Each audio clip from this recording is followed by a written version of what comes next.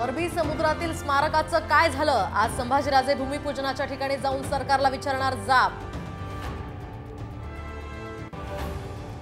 काँग्रेस आमदार हिरामण खोसकरांनी घेतली शरद पवारांची भेट। काँग्रेस क्रॉस वोटिंग न करता माझी बदनामी केल्याचा त्यांचा आरोप।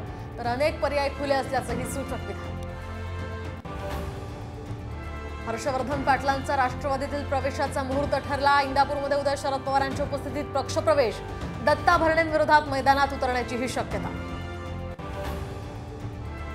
तर होम पिचवर उद्धव ठाकरेंचा एकनाथ शिंदेंना मोठा धक्का। युवासेना राज्य सचिव दीपेश म्हात्रेंसह 4 माजी नगरसेवक मशाल हाती घेणार।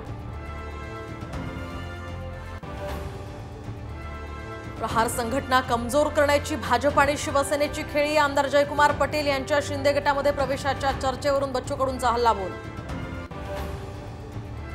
आणि मुंबईच्या चेंबूरमध्ये सिद्धार्थ कॉलनीत भीषण आग। आगीत एकाच कुटुंबातील 7 जणांचा होरपळून मृत्यू। शॉर्ट सर्किटमुळे आग लागल्याची माहिती।